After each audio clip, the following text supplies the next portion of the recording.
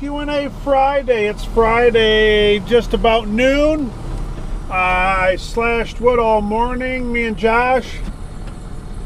And I had forgot my memory card at home for the GoPro, so I got limited time on this memory card. So we're gonna have to hurry up and do this, but there's a lot of questions, so we'll get through them.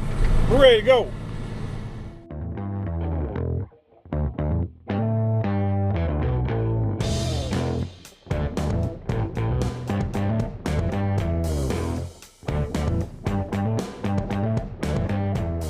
So first question, Concrete Builder asks, can I ask two? Actually, that's three questions because you asked me if you could ask two more questions with your first question. Yes. What did you do before working in the woods? What's your best round of golf? My dad owns a roofing company. If you want to look back at my videos and go to the video called Nailed It, gives you a little sneak peek of what I used to do. I did roofing for years with my father. And my best round of golf? Oh, I am not a good golfer. I got one golfing video on here if you haven't looked at that yet too. It's called Glow in the Dark Golf, I think.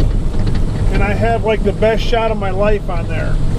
Actually, all I do is play a couple scrambles a year, but I got closest to the tee on the one shot I was pretty pumped on.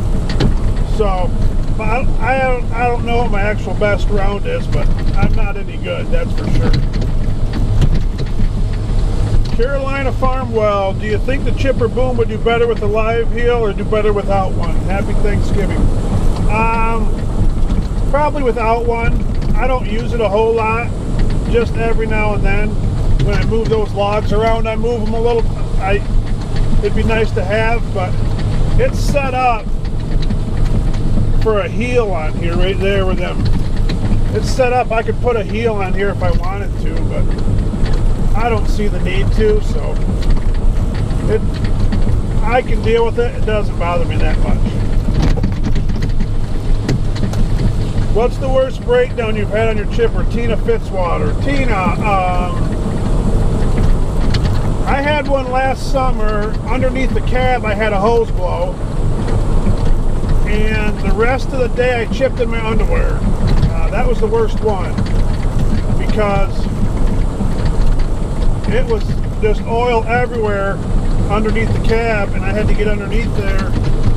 And the problem with the hoses was we couldn't get them shut off. And so I just sat in it and changed the hose, got up in the cab and took my shirt and pants off and chipped. And we were working out of town quite a ways. I rode all the way home with, I did put my pants on for the ride home, but I didn't put my shirt back on. I was completely soaked from head to toe in hydraulic fluid. That's the nastiest one I think I've had. Zach Ford, top-notch video, happy Thanksgiving. Hilljack, why was Cat your choice of machines compared to John Deere? Well, I've talked about this a little bit before. When we were going to get a new buncher, how long that was? 3-4 years ago. No, probably 3 years ago. We had dealt with John Deere quite a bit up in our area with our older skidders. We were a Timberjack through and through, but then of course they got bought out by John Deere. We dealt with them for a few years there. They didn't treat us really that well. They really didn't act like they cared about us at all. Parts would take forever to get, and they were crazily priced, and they didn't really care how we felt about it. And so when it come time to get a new machine, they weren't really on our radar. The service isn't great, and they treated us like we were just really nobody. So we got that Cat buncher, And then he needed some skidders, so he got the two Cat skidders. And Cat treats us like $1 million. Chris Overmeyer up to Michigan Cat, salesman there. He's been awful good to us. And Troy, the service guy, thumbs up. And we were looking at Tiger Cat too, but that was the problem with service. There's no Tiger Cat people around here because it's not that close. So we just went with Cat. And a couple months ago, John Deere come knocking on our door. A little too late. So that's how we went with Cat. Aaron Nicholson, can you believe those trips? Can you leave those chip trucks loaded at night in the winter? No, we don't do that. They'll freeze in. I'm freeloading a couple right now for Monday, but they're not going to have a problem. But in the winter, yeah, we cannot leave them loaded overnight because they freeze in. The chips do, and then they're a mess to get out of there. So, Beyond the Leaf asks. Let's see, you mentioned using some kind of antifreeze for the chip bands in the winter. We use antifreeze. And you're going to be like, antifreeze? You guys use antifreeze? How can you afford that? Well, my father-in-law, the boss, his brother owns a junkyard. Okay? You put it all together. That's what we use for our trailers. It only takes half a gallon. You just put it around the edges and on the front wall. That's all you need. But I'll make some videos of that when the time comes this winter, showing you how it works. So they put some antifreeze in one the other day, but just precautionary. That's what we use, antifreeze. Peter asks, happy Thanksgiving. Oh, happy Thanksgiving to you, Peter. Hopefully you enjoyed yourself. Didn't eat too much. Here's a question. Sean asks, which is better, chipping in the dark while it's snowing or slashing with the Barco in the daylight? Well, I'd rather chip nasty wood. Well, I don't know. I'd rather chip. I really enjoy chipping. I enjoy running this thing. I don't know why. I really enjoy slashing too. But when it comes to that old relic right there, I'd rather chip. I enjoy it. I enjoy chipping a whole lot.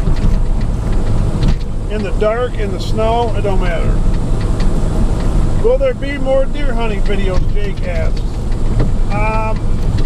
I hope so. I'm going to go out tomorrow, I think. I'm going to see what the temperature is. It's looking like it might be kind of cold out. If it's real cold out, I probably won't take Emery with me, but if it's not going to be too bad, I might take him with me. I hope so. Some old antifreeze. People asking some answers to questions. West Coast Logging, Alex asks. New sub here. Thank you. Could you go over the whole machine and explain it, please? I can. Not right now. I can make a separate video, what I'll do for you, Alex, and I'll do a walk around on it and just kind of explain to you what exactly is going on. That'll help you out a little better what's going on. How cold do you expect an average winter to be in your part of the world? Does it lead to diesel problems? Yes. Dan asked me that question. It's usually not too bad. Usually gets, the coldest it'll get is -10, -15, but the last three winters we've had a lot of -30 degrees Fahrenheit days, and stuff seems to gel up, stuff doesn't start. Yeah, we have all those problems. But I don't know what it's looking like this year as far as how cold it's going to be. But last year wasn't too bad. The winter before was pretty rough. There's nothing like getting up in the morning and it's minus 30 degrees out and you're just hoping everything starts, including the Ford, to get to work. So, happy Thanksgiving, Mental Sid. Happy Turkey Day, Paul. Ryan over at Howard Farm Work installed some really nice lights on his combine. Love the Q&A Friday, Cynthia says. Thank you for watching, Cynthia. I know you haven't got much money from your YouTube channel.